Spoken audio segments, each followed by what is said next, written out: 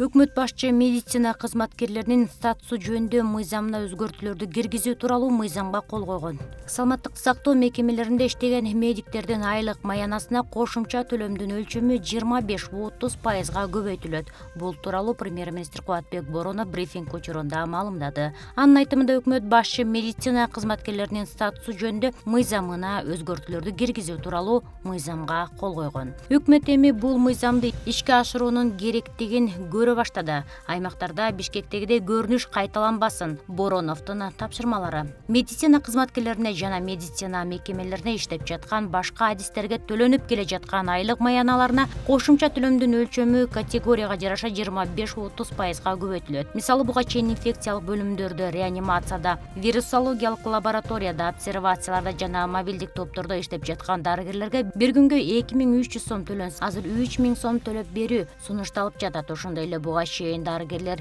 бир айда 14 күн изоляцияда болсо, эми аны 7 күнгө кыскартуу сунушу киргизилди. Бирок изоляцияда болгону күндөрүндө мурунку эле бекитилген тартиптегидей 900 сомдон төлөнөт. Ошондо жогорку категориядагы дарыгер 29 күн, жалпы 72 000 сомго чейин кошумча акы ала баштайт, деди Боронов.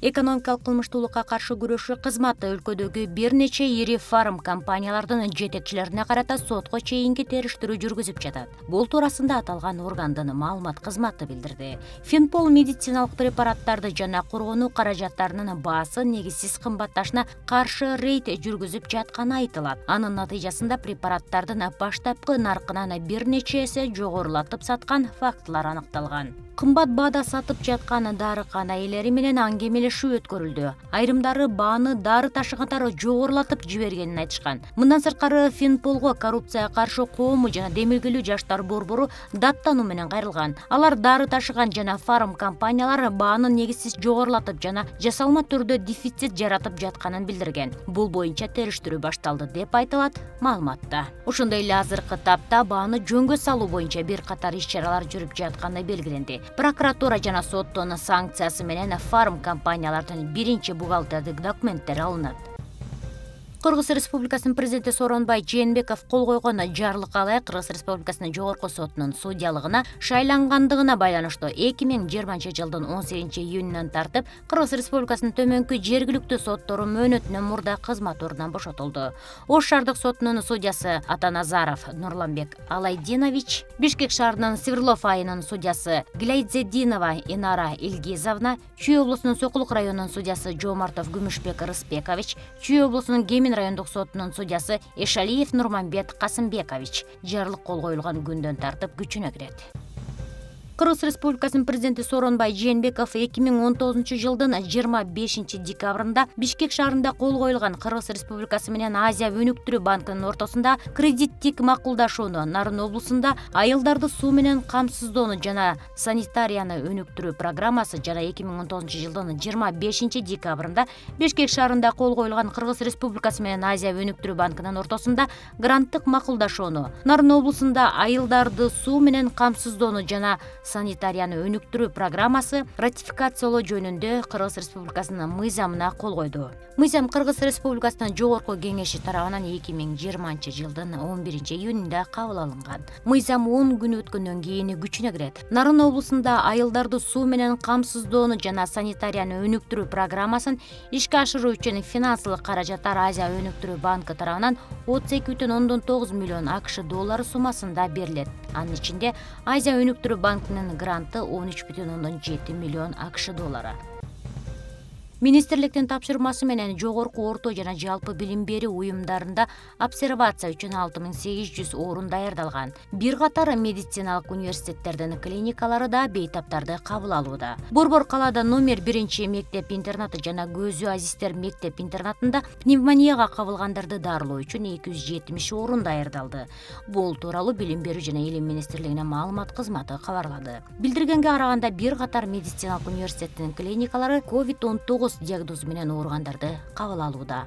Жогорку, орто жана жалпы билим берүү уюмдарында обсервация үчүн 6800 орун даярдалган. Анын ичинен 30 кесиптик лицейде 1700 кишини кабыл ала турган жатаканалар обсервация үчүн берилди. Мында 1365 адам жатып үйүнөн чыгарылды.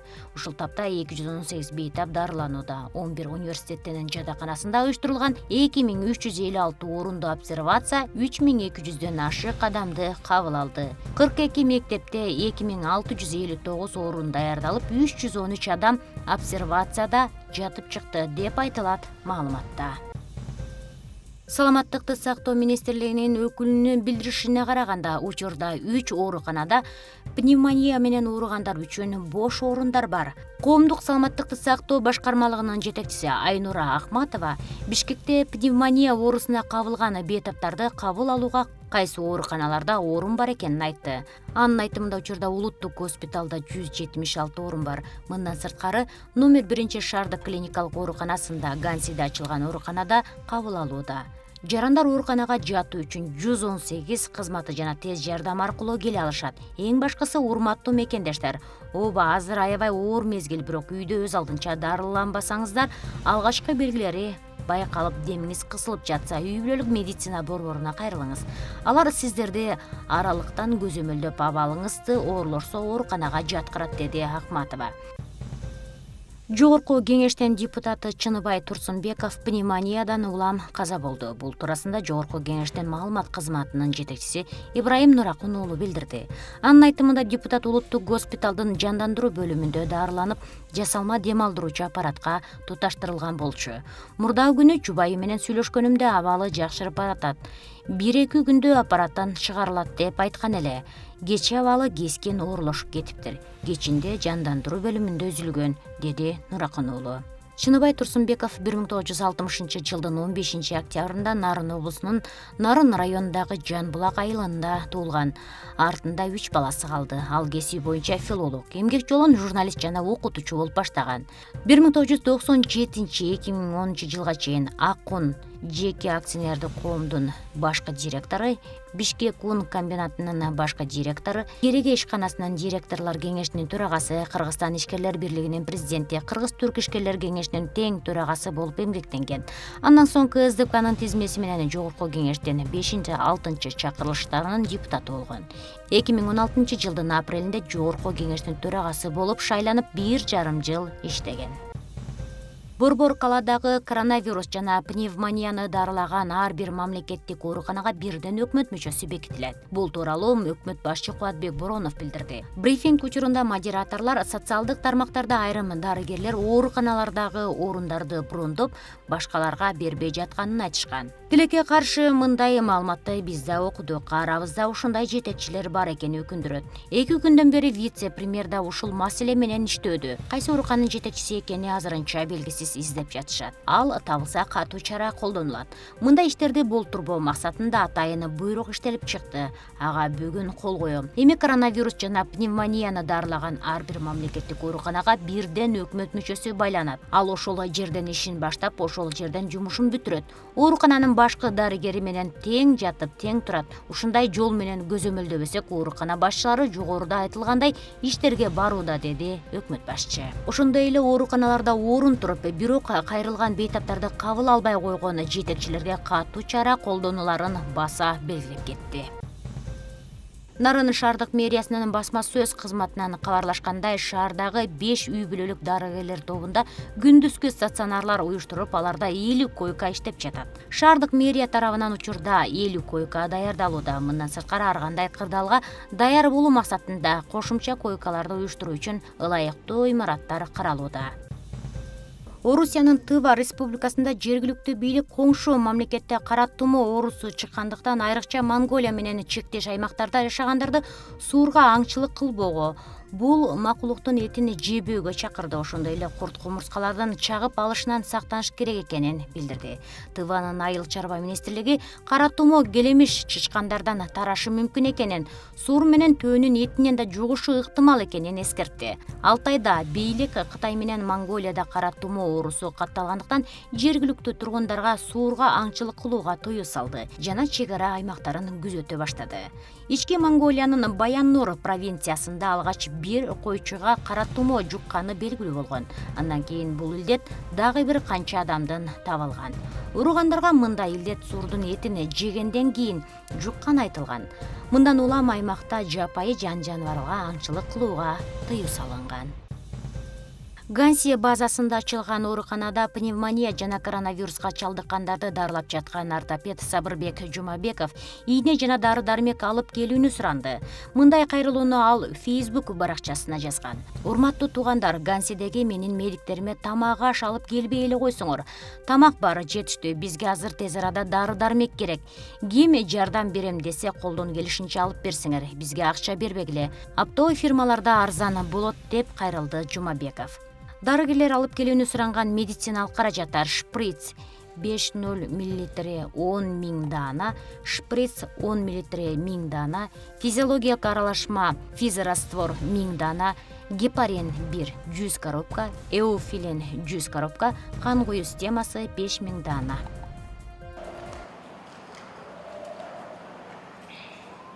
Ош шаарынын борбордук базары келечек тешик-таш жана автоунаа тетиктерин саткан базарлар дүйшөмбү, бейшемби күндөрү иштебейт. Апта ичинде 2 жолу дезинфекциялоо иштери жүргүзүлөт. Ал эми шаар аймагындагы кичи базарлар дүйшөмбү күндөрү дезинфекциялоо иштерин жүргүзүшү шарт.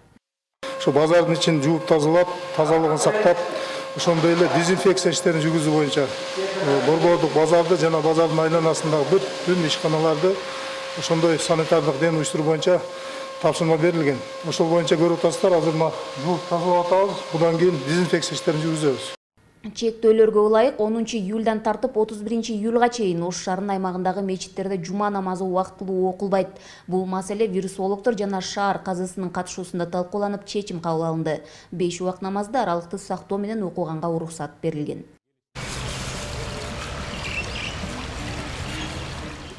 Шаардагы эс алуучу жайлардагы балдар ойноочу аянтчалар, соода борборлорундагы балдар ойноочу жайлар, бильярд залдары, интернет клубтары, караоке залдары, түнкү клуб жана бассейндердин иштөөсүнө белгисиз мөөнөткө чейин тыюу салынды.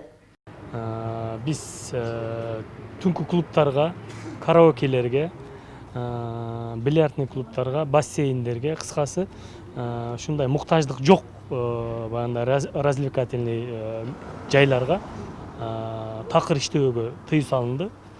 Андан сырткары бүгүнкү күндө тойлорго, бешик той, кыскасы тойдун бардык түрүнө, жылдыкка, баягы 40-тык өткөзөт, олорго бардыгына бүгүнкү күндө тыюу салынды. Ушул чектөөлөр азырынча кирип турат.